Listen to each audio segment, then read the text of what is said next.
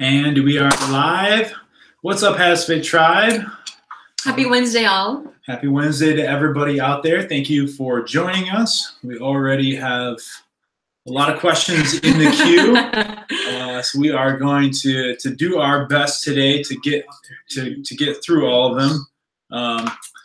Yeah, doing our best. Okay, so if it's your first time here, let's see, let you know how this operation works. You can drop your question into the chat at any time, or if you just want to say hello, that's cool too. We'd love to hear from you. We have some questions that were submitted beforehand, and usually we kind of like to get started with those first, just to get the ball rolling. Yeah. And before we do that, we usually like to give a little bit of a life update, like what's going on around here, what's happening in the Kozak household over the last month. So let's see where to start. Well, we were blessed with grandma visits. Grandma visits back to back. First, my mom was here for a few days, and then Claudia's mom was here for 2 weeks, and we just dropped her off literally like an hour ago. Yeah, and we're missing her already. So not going to have that extra helping hand that we had. That was nice while we had it. Yes, it was. Yes, it was. Which, speaking of helping hand, those of you that read the first initial Q&A email saw that we said we had some big news to share. So we'd like to maybe start or lead with that. Claudia? We are going to have a baby. Oh, baby number 2. Baby number 2.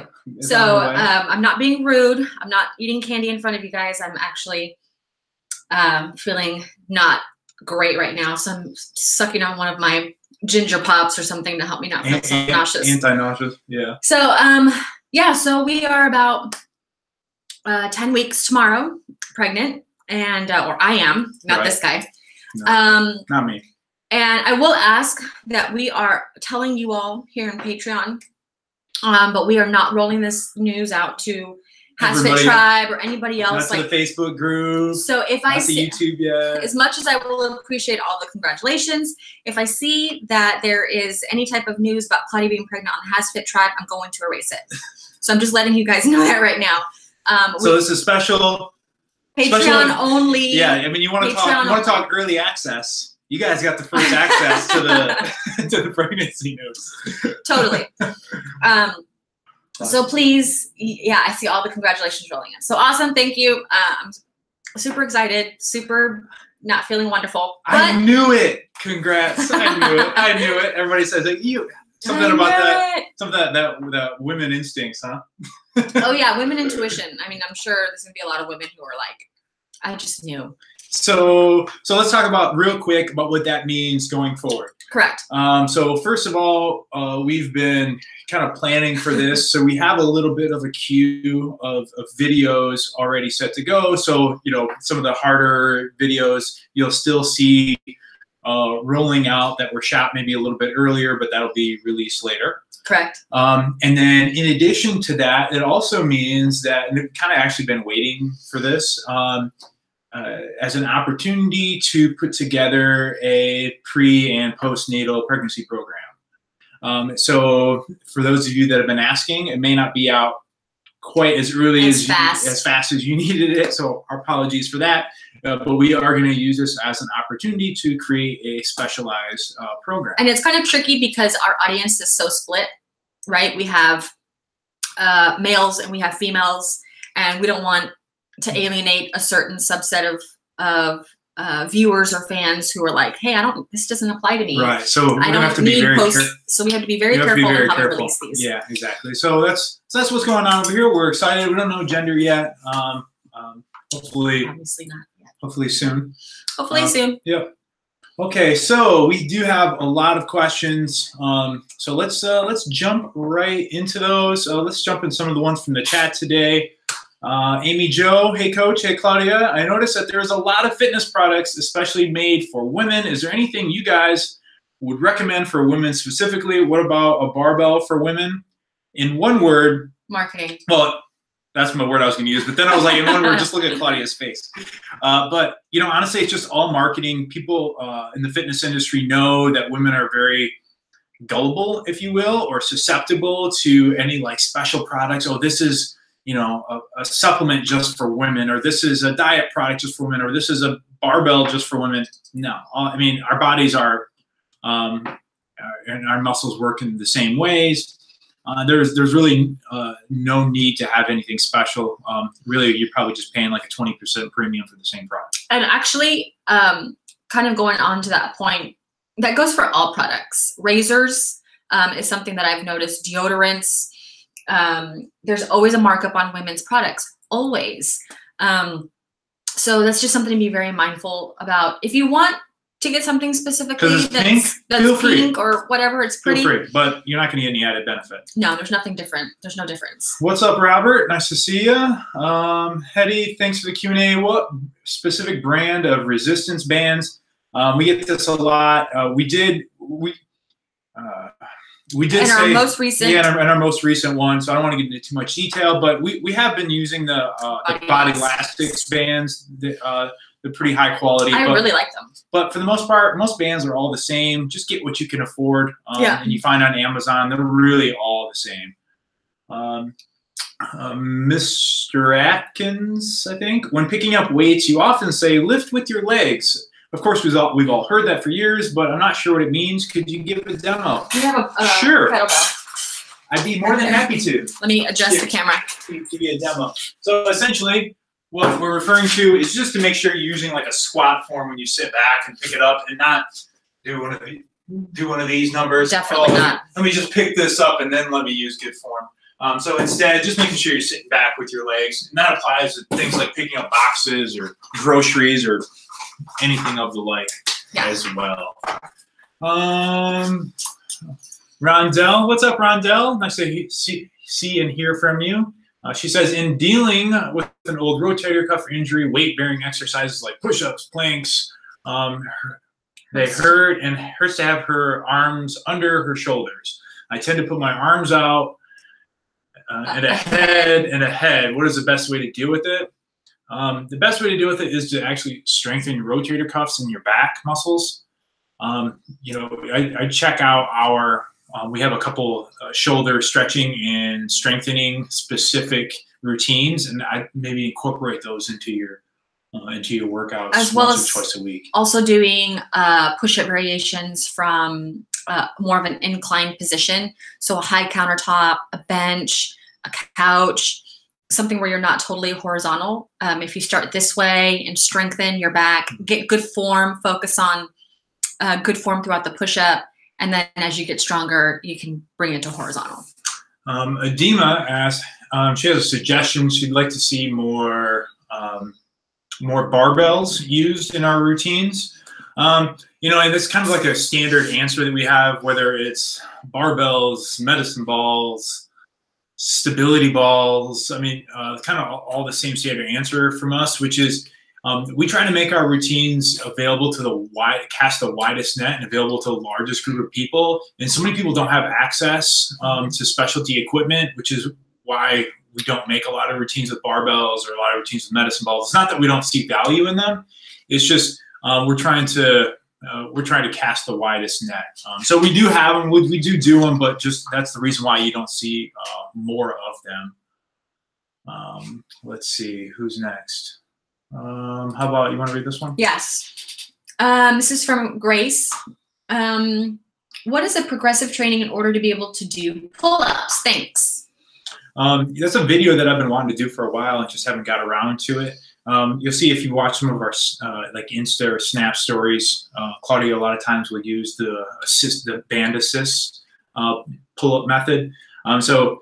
Inverted rows. Yeah. So in an inverted row is like if you set up like a barbell in a power rack, and instead of doing a vertical pull-up, you're doing a horizontal pull-up. Where you're leaning back, pulling up on the bar, and it's easier that, along with negative pull-ups is another great method where you like step up on a box, grab onto the bar, and then slowly lower yourself. And then let's say do like 5 of those. That's another good methodology.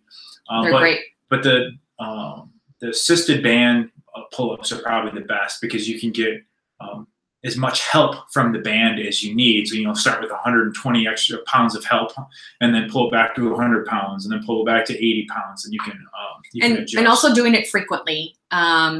So for pull-ups, maybe try to work that into your training, maybe 4 or 5 times a week, would actually also help you get better at pull-ups.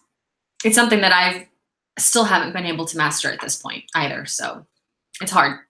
El Sushi says, my forearms and wrists hurt all the time these days, and it's all sore muscles. The wrist stretches help some. Is there anything else I can do to strengthen and help with the soreness? Couple suggestions. One would be wrist wraps. They can be purchased for pretty affordable price anywhere, whether on Amazon or local sporting goods stores. Just talking about the wrist supports that wrap around, just to give you some added support. And the other thing I would look at is how you're spending your days. Do you spend a lot of time typing on the computer, on your phone, driving? A lot of times the exercise is what is exposing your weakness, but it's not always like the root cause of it. It's just like what's bringing it to the forefront and making you realize, like, wait a minute, I have an issue. So it's not always just exercise. Try to look at the other things that you're doing throughout the day. See if there's something like, for instance, here at my computer, for my mouse, I use this little pad here, right? Because otherwise I'm like this all day. So, setting up little ergonomic things to make your life a little easier be a good idea. Let me shuffle through all these. I knew it. Shuffle through all the I knew it, and congratulations. I'm a masculine guy, and I knew it too. Jerry. Jerry, you're so perceptive. Let's see. Just going through all the congrats here. Let's see if we have any more questions. You know what? Let's actually go to some of the questions that were asked beforehand. So, want to hit this one? Sure. This is from Robert. I think he's in the chat. He wants to know how to stay motivated, and he's training for a marathon and not hit the wall at 20 miles. It's his 3rd full marathon, but he has trouble staying motivated. And he says, of course, thank you for the awesome workouts. I mean, the big thing. First off, we're not marathon runners, so I don't want to I'm not. And I do have some knowledge in it, but I'm not an expert in running, so I'm not going to give you advice on that. But let me just say that when it comes to the point in any style of training where you're no longer motivated to do it, it's probably best to mix up your training and do something else that you are motivated to do and that you can come back to and be excited about it. Unless it's like your job or you have to be running for some specific reason. Well, he's doing his 3rd marathon. Well, he's doing his 3rd marathon, but he's not motivated to do it. So to me, it's like, well, if you're not motivated to do it, then maybe you're just not that into it. Are you doing it because you're passionate about it and you still love it, or is it kind of losing some of its allure and appeal? One thing that my cousin is a big marathoner, and we actually trained for one together, and the highest we ever got was to 20 miles, and then I tore my plantar fascia. But one piece of advice that she gave me, she was like, the very last 6 miles, 6.2 miles, she's like, just break your run up into a 5K. She's like, this is what helps me kind of get past it. Where I'm just thinking, okay, this is just a 5K. This is just a 5K. And then when you get to the 23 mark, then of course you do your last 5K. And that's kind of how she broke it up in her mind. But I mean, we've done 20 miles and it's hard. I would probably say that's. Like I said, if you're not motivated to do it, then you may want to reconsider focus on something you are motivated to do. I know that's not necessarily the advice you were looking for, but again, with exercise, but that's fine. I mean, with exercise, if you're not motivated to do it, it's not going to happen. Yeah. I suppose. Congrats, blah, blah, blah. Lisa Miller, my elbows have been sore, and I'm thinking from the turn over bicep curls, I noticed one elbow doesn't want to turn over as fast. Can you demo or recommend what I should do? It's a tight muscle or weak.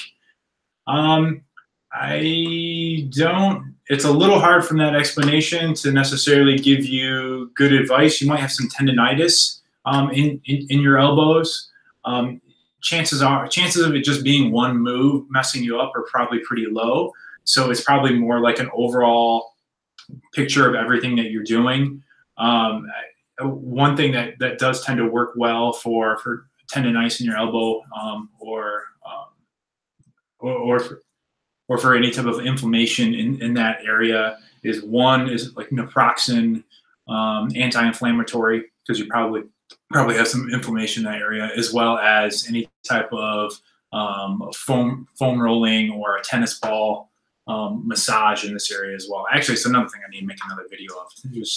The list goes on and on. The list goes on and on. Vern Kelly, I'm a senior who faithfully exercises every day to your seated videos. Pretty proud that I can mostly do coach's versions now, but I've noticed that I am annoying my sciatic nerve. Any suggestions?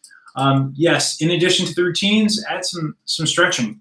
We do have, we do have a sciatica specific stretching routine. I would check that out. Just search HasFit sciatica stretching. And give that a try. It's something to incorporate. Want to read this one? Yes. Why is the new HasFit 90-day muscle building program only available on the app, mobile devices, as opposed to desktop computer? That's from Steve. We have some technical limitations that don't allow us to sync accounts in the app and on the website. It's just it's a technical issue. I mean, we're doing a lot of the software development on our own. We don't have like full-time developers here, so it's a technical limitation. We're working on it. It's not something that we don't see value in. Wife wants to know your opinion on intermittent fasting, Claudia. Intermittent fasting is it is the hot girl at the dance these days. Intermittent fasting is just another way for you to spread out your calories for the day. There is nothing magical about intermittent fasting. If it helps you adhere to your prescribed calories for the day, let's say you're trying to lose weight and you're like, okay, 1,700 calories a day is my number. If it helps you stick to your 1,700 calorie allotment for the day and you're able to space out your meals the way you want to, as well as helps you stay full or maybe less hungry, right? That's the biggest problem when people are dieting is they don't want to feel hungry because then they just binge or whatever the case. So if it helps you, if it helps your schedule, do it, but know that there's nothing magical, nothing special about it. It's just another way for you to eat. Montanupi, congrats on baby. Thank you. Hitting the wall with my dumbbells, too light / heavy, depending on movement. Power blocks seem nice. Do you guys have a recommended vendor or deals for us in Europe? No, we have no deals, no hookup. We have no power block hookup. We paid the full price for them ourselves. We do like them just because it's convenient. It's an easy way to have like multiple variations of dumbbells without having to have 20 different separate pairs of dumbbells. But no, we don't have any special, no special deals. Power block ones are good. Bowflex makes an adjustable dumbbell that's good. And then there's like the cheaper variation of adjustable dumbbells that you have to like manually put the plates on each side, which are okay as well. They're cheaper, but then the negative is it takes longer to switch them out. So it's risk reward there. Let's go back to the pre. We're trying to get through these questions here, guys. We're trying our best. Let's go, Claudia. This is from Jason. He says he keeps reading that it's best to be at very low body fat amount before building muscle. 5'7", 160 pounds, and he thinks he has about an extra 10 pounds that he's carrying around. Should I use the fat as energy for muscle building instead of losing it and eating more? It actually is possible for you to gain muscle and lose fat at the exact same time. That's really only for novice trainees, so people who are new to training in general. The longer that you've been working out, the harder it is for you to see any type of muscle growth. If you've noticed, if you started working out with us, like, oh my God, I have these muscles that I've never seen before. That's because it's brand new to you and your muscles you just gain at a faster rate. If you eat at a calorie deficit and you continue to do the muscle building program, you will notice that you will be dropping fat. You may not be able to gain as much muscle as quickly as you like, only because there is that energy deficit with your diet. But you can certainly do that. Just make sure that you're eating sufficient protein. 1 gram per pound of your goal body weight is what's suggested, or 1 gram per kilo of body weight. But yes, it is possible for you to do the exact same time, lose weight and gain muscle. So don't feel like you've got to drop all your weight first and then add muscle, which is what I did, but I didn't really know the science all that great at the time. So it doesn't really matter. Honestly, it's up to you, but it is possible. Kate, I've been trying to work more on flexibility. Do you guys have any new yoga or stretching videos coming up? Actually, funny you ask. We just shot a new full body stretching last week. Be coming out soon. But of course, on the website and in the app, we have plenty. Lots. In regards to the power blocks, El Sushi, how about power block up to 30 pounds versus up to 50 pounds? You could start with the ones that are up to 30 pounds, and then they sell the extension, and then you can buy like the additional weight if you need it. That's another option.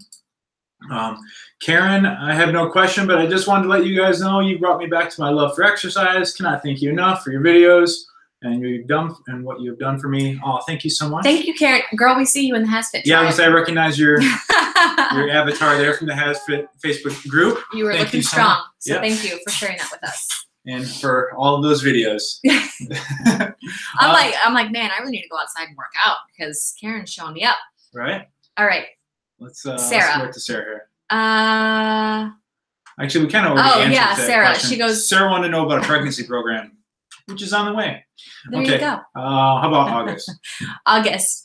I've been doing the 20-minute beginner mobility WOD for the past month. I feel remarkable.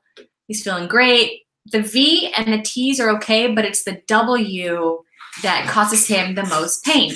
Do you have any clue or suggestion why? I do these 2 to 5 times a week. Again, thank you. Could be multiple reasons, but there's something in your rotator cuffs that aren't liking it. It could actually be tight chest muscles. Could be tight lats. Could be some micro tear in your rotator cuff. Could be the way you sleep. It could be aggravating on like one shoulder and it's messing up your rotator cuffs. A few different options. I would say to give yourself a few more clues, like that, the routine you mentioned, August, is more of like a total body stretch. Try a couple of our like shoulder stretching and strengthening specific routines, and that'll probably give you some more clues to see like what feels good, what doesn't, and you can kind of take it from there. Probably the best I can do with the information that we have. Let's see. How about this one? Harshini. Okay. Harshini. Oh, sorry. She's just completed the foundation workout program. She feels fitter already. I'm reading. Sorry. Thank you. But she's looking at the Motive schedule, but it's a little intimidating. She's not sure if she's fit enough. What do you recommend? Should I do the foundation again before moving on to the Motive? I think, again, everybody's different. One of the challenges that we face is creating programs that work for so many different people with so many different goals and issues and different stages of fitness. But for many people, the foundation program is just going to be a great place to just be. Like you don't necessarily have to. Don't always feel like you have to progress. Oh, I did one time in the foundation. If I want to keep progressing, then I better move on to the Motive. No, you could easily just increase your weight. Yeah, you could easily just continue on with the foundation program indefinitely and continue to see results. I mean, the programs switch up. So as long as you're continuing to increase your intensity where it's needed, like increasing your weight, so you could stay right there.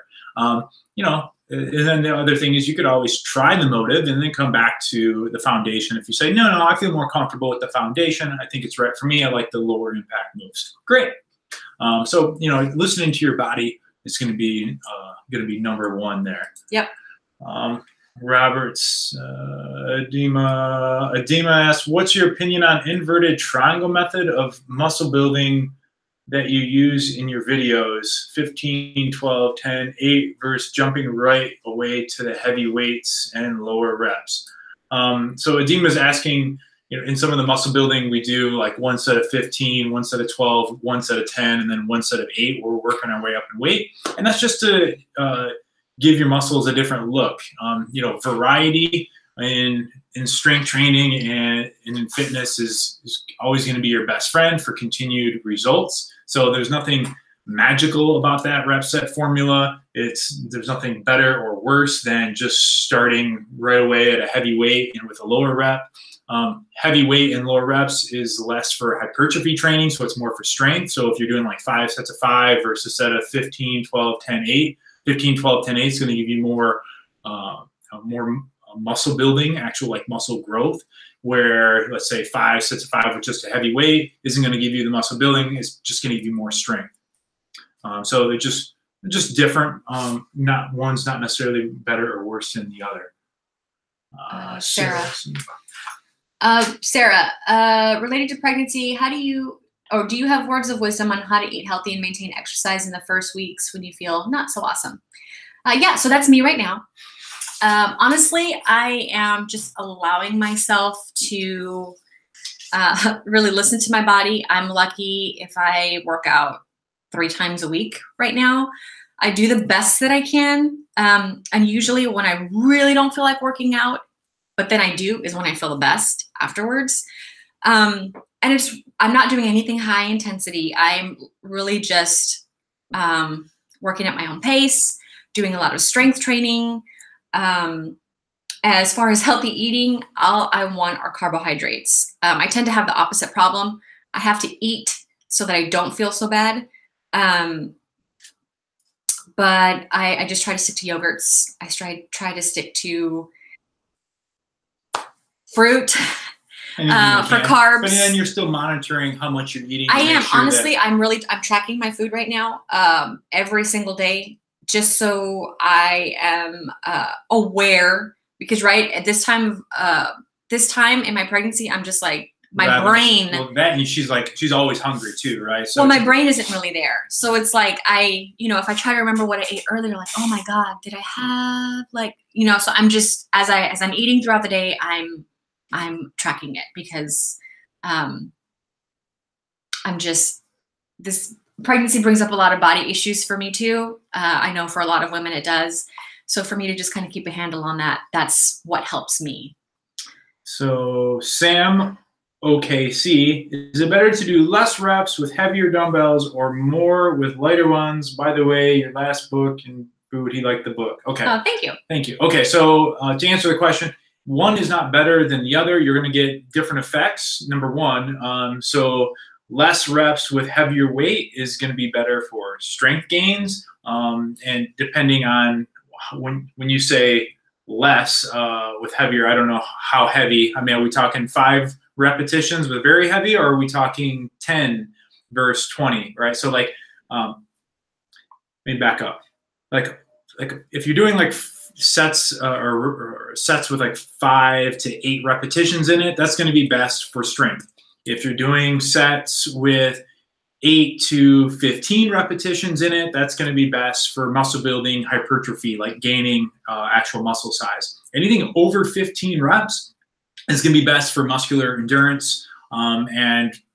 So depending on your goal, choose your weight accordingly. So if we're doing if our set is 45 seconds long and you see us moving, well, choose your weight accordingly. If you're trying to get stronger, choose a weight you can only do 8 reps. If you want to improve your endurance, choose a really light weight and do it 20 times. So you can kind of customize it to your needs. And kind of like what I personally do right now. I don't really see you work out all the time, but I'm not going for anything. Like I just want to be fit. So I will mix it up. Right. One day I'll do heavier weight, lower reps, and then the next day or 2 or 3 times a week I'll do more reps, less weight. So again, variety. It's all about variety. Variety, and especially if you're starting to hit plateaus and you're not seeing the results you once did. Mix it up. Increase the weight, lower the weight, do something different. Krista Clean, I was doing a calorie deficit, etc., and losing great. Now I'm about 5 pounds within my goal, and I find loss is slowing, and I'm starting to be quite hungry. Was not very hungry at the start of the deficit. I've heard we all have an ideal weight our bodies like. Could that be what's going on? Should I just forget the last 5 pounds, or do I push through? How long have you been dieting, first of all?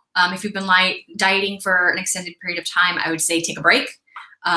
Don't be in a deficit. Maybe just eat at calorie maintenance and continue to work out. And you may find that your body's like, this is fantastic. I'm going to drop these last 5 pounds. It's not good to be dieting for an extended period of time. Give yourself a break.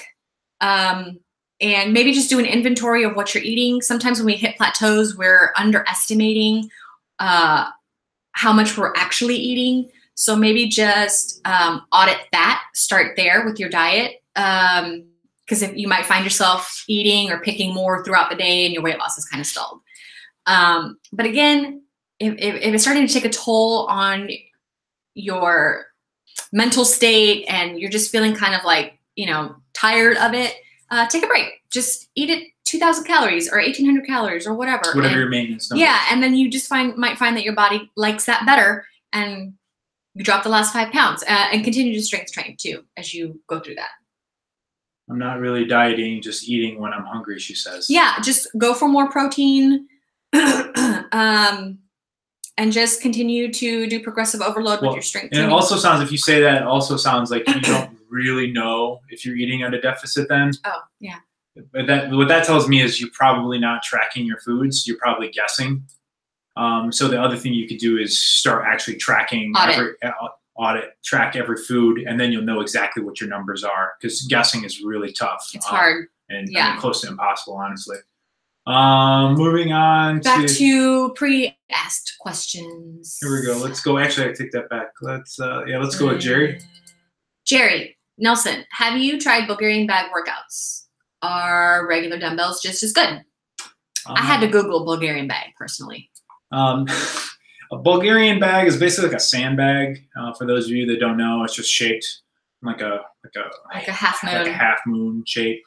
Yeah, I mean, they're good. It's kind of like, to me, you have so many of these specialty tools that are like fun to throw in.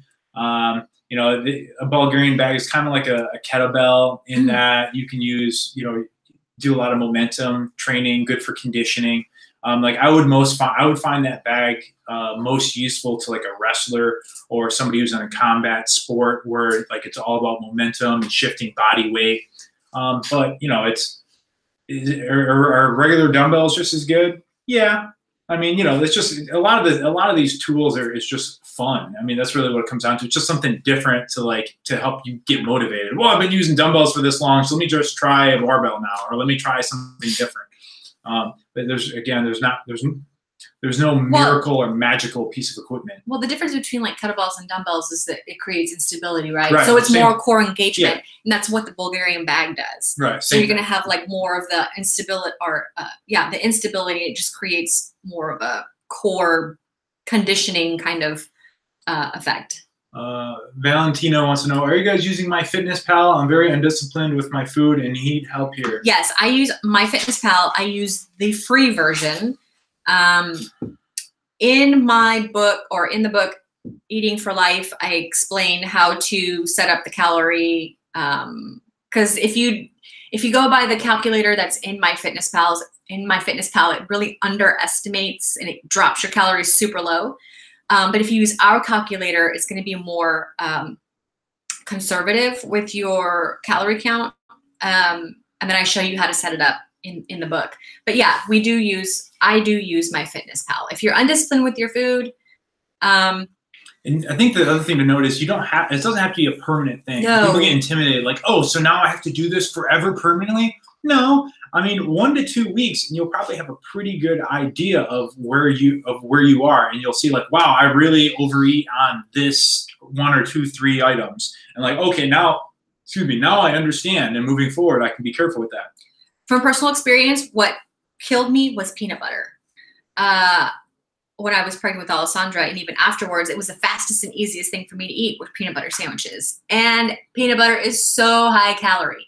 But when I actually started measuring, actually going by the serving size, I was like, oh my God. Yeah, I mean, extra 300, 400, 500 I'm eating calories. like 500 extra calories in peanut butter, like without even realizing it. Yeah. So otherwise, again, you're just guessing, which is not a recipe for success. Yeah.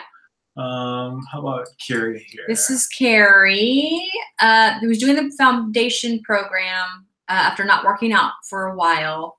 They always do a 5-minute warm up or cool down in addition to the main workout, but is there anything else I can do to stay fit and injury free as the intensity increases? Thanks, you guys. You're helping me get back to my pre-baby fitness mentality. No, I mean, the warm up should be sufficient. Honestly, if you're worried about the motive injuring you, then there's probably no amount of warm up that's going to circumvent that. Again, it kind of comes back to what I said when I mentioned earlier. Don't feel pressured into like having to progress on from the foundation. If the foundation is working for you, it's still challenging for you. You're feeling good. You up the weight as needed, and you can stay there. There's really nothing you can do in addition to the quick little included warm up that's going to help you avoid injury, whether or not you're working out first thing in the morning or at any other time of the day. And choose your weights wisely. I feel like when people, and even from personal experience too, if I was like, all right, I'm going to try to add some heavier weight to this HIIT workout today, it would beat me up for a few days. So choose your weight that's not going to totally kill you. And that's going to allow you to get through the workout feeling like you had a great workout, but not feeling like, oh my God, I'm dead. So just being conservative about selecting the weight that you use as well can really keep you from being beat to shreds. Sable wants to know, I haven't searched, so apologies if this already exists. Probably does. But have you considered videos of certain exercises with just proper form? Oh, no, we don't. Well, we do, but that hasn't been asked. So you're good. Oh, yeah, it hasn't been asked. But no, so with... So Sable's having problems with the Bulgarian hip hinge. Yeah, so we have a whole library of probably like 600 videos available on the website that are just like you talked about, 2 to 3 minute videos, like just breaking down form on individual exercises, whether it's a hip hinge or a squat or a push-up or whatever it may be. So that does exist. It's on the website, just under the exercise tab. Just be forewarned, it's before we really implemented better audio quality, so maybe a little echoey. Yeah, I know you all have been pretty spoiled lately with these. Yeah, they're older. I mean, but we do have a library of exercise form. Your program. This is Smooth Style Dance Studio. Your programs have more rest days than my body seems to need. Are so many rest days are needed if I am alternating between body parts from workout to workout? How do you determine rest days? So again, it's kind of feeds back in one of the things I mentioned earlier, which is one of our biggest challenges, is creating programs that apply to everyone. So you may have an 18-year-old who's never exercised before a day in their life, but they're a spring chicken doing the foundation program right alongside a 65, 70-year-old individual that's exercised for a while, but at the same time is looking for something more low impact. So that program has to service so many different people. So when we implement rest days and work days, we're trying to basically find what that happy medium point is. So, our programs will have, 5 work days and 2 rest days. So we find that that's about the middle ground, if you will. Some people may need less rest days. Some people may need more rest days. And so again, we encourage you to make just like we encourage you to make the workouts your own, we encourage you to make the programs your own as well. So if you need to add more, you need to take away, feel free to adjust it as needed. Claudia, Better Body Foods has a peanut product powder that you can mix with water, and voila. Yes, I do have that now. We actually do have peanut butter powder. I did not have that at the time when I was breastfeeding my child. I was just buying the regular peanut butter, and it was, I was like, this is all I have time for. She won't let me eat. So yeah, it was interesting. It was an interesting time. All right, let's go over to... Okay, so Brittany has a 2-part question. She's referring to the HasFit Guide to Losing Fat that's been on the website since 2013, which talks a lot about eating small meals throughout the day. And then she talks about the new one, which is basically just you eat when you're hungry, kind of a traditional meal timing. She also asked about fasting. It's a long question. Does metabolism really have a larger role? And what if you're hungry? What if you're simply not hungry at a traditional meal time? Should you eat anyway, promoting the metabolism, or save the calories for later? So that science that Coach Kozak had, it's been updated. It has essentially, and I'm going to combine this with another question that Steve G asked, which is, what's the difference in, you say there's, what exactly is the new science between the old HasFit Guide to Losing Fat and the Eating for Life ebook? So I will say the HasFit Guide to Losing Fat, it's great because it kind of helps you break down your meals. But that science has been debunked about having to eat small meals throughout the day. Yeah. Does not exist. That was the science current in 2013. Correct. Now they realize that the timing of the meals is not as important, and it's just about the overall whatever that calorie number is, which is again why intermittent fasting can work, because what is that overall number? Did you eat it all in a 2-hour period, or did you eat it spread out throughout the day? Now they realize it doesn't matter. It doesn't matter. That's the big change. Yes. Sorry. So metabolism is important, right? Because it helps you, burn calories throughout the day. The more fat and weight that you lose, your metabolism is going to naturally slow down. And then you'll need to readjust those calories again. But building muscle helps fire up your metabolism. It helps you continuously burn calories throughout the day. So strength training is so important for fat loss. But you can eat whenever the heck you want. Fasting, I know people talk about magical benefits of fasting. It works for some people. I have tried fasting before, and let me tell you, I am a raging lunatic. I can't do it. I cannot do it. I need to eat. So if it works for you, great. Correct. But again, however you get those calories in throughout the day, it really doesn't matter.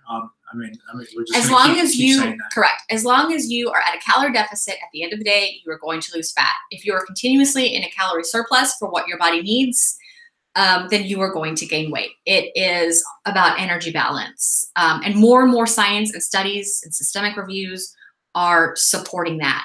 And I've mentioned this before. Whatever diet you choose, Whole30, intermittent fasting, paleo, those are all different ways to get you into a calorie. Keto is another one. I don't have anything against it. It's just, people. But there's nothing magical about it. No. Again, it's just a way to get you into the right, into your right calorie. Into the right calorie deficit. And a lot of those are eliminating foods. Paleo eliminates foods. Whole30 eliminates foods. Keto eliminates certain foods. And the foods that they're eliminating are the foods that often cause people to overeat. So yeah, it's going to work for you, but that doesn't necessarily make it magical. Well, not only that, but water retention too, right? Carbohydrates tend to keep you holding on to a little bit of water. Moving on. We could go on this. Yeah. So we gotta keep it going, guys. Okay. So we have a lot of questions. Okay. You want to, how about this from Arelis Munoz, what do you think about battle ropes? I like them. We have them. We have one. We have a big battling rope. But again, not something we can incorporate into a video. Like, everybody just get your battling rope out. It's like, no. Anyway, so yeah, they're cool. Again, it's another toy. It's another thing to add in, kind of like the sandbag, a Bozu ball, an exercise ball. They're just tools. Are they necessary? No. Are they fun? Sure. If you have access, why not? Yeah. Maria Ford. Actually, we already asked it. Yeah, we answered. A lot of rest days. Yeah, okay, yeah. All right. Yeah. Damien, we've answered this one too. Better to do less reps with heavier dumbbells or more with lighter ones. That one. How about this one? According to you, what is the difference between the new 30-day ab challenge and the classic 30-day ab challenge? Better video and sound quality. The two biggest differences. I mean, the routines are all comparable. Is there a workout coach that you have created which you are the most proud of? No. I wish I could say there was, but I mean, they all honestly blend in together. After we have. He's been doing it for way longer than me. It blows my mind that we have almost 1,600 videos on the channel. And when I think about that, it's like, if you ask somebody, like, have you ever done anything 1,600 times? Like, I've just done so many of them that they all blend in, and it's always the best because somebody be like, oh yeah, you know that video where you do this and you do this and you're wearing this? I'm like, nope. I don't remember it. Like, it all just blends in. Rondell has a question in the chat. If you're eating too few calories, will you be chronically exhausted? Would you suggest to up the calorie count a few hundred calories and try that? Yes and yes. If you're eating too low calorie and you are feeling like you have no energy, you have brain fog, you're angry, you're binging, then yes, you are too low on your calorie count. Again, this cannot be overstated. You should not be in a calorie deficit for a very long time. If you've been dieting for 6 months or a year, don't. Take a break. It's better for your mind. It's better for your body. It's got to do a reset. Reset the body, increase the calories, go to maintenance. Don't worry about gaining weight. Sometimes it's inevitable, but as long as you're continuing to strength train and exercise, you should be fine. You should be fine. Sarah, oh man, you two are just so awesome. Thank you, Sarah. Thank you. Practical, normal, totally not annoying, like a lot of other exercise video programs. Thank you for being you. And thank you for being you, Sarah. We couldn't do without you. Appreciate you. Sushi. That's wow, a that's a lot of it. Who are you telling? And I always love when people are like, you need to do more full body workouts. It's like, do we need to do more? Like, do we? We have 1,600 other videos. Like, really? Like, how many do you need? That is. And yeah, is that artwork by Ale behind Coach on the board? Where? On the whiteboard over here. Yeah, the one up top is me doing some mock-ups. The one on the bottom, Ale likes to come out here and play. Yeah. Let's see. I should not answer the picture, so I posted in here. Like, okay, yeah, I think we're all caught up. Okay, so I think we are all. Somebody goes, looks like you guys look a lot less tired. We look a lot. Because grandmas have been here. Oh yeah. Well, by the end of today, we'll be right back to. Oh my gosh. Right back to tired. I've been in a perpetual state of exhaustion. Fatigue. So. Well, we're trying our best over here, guys.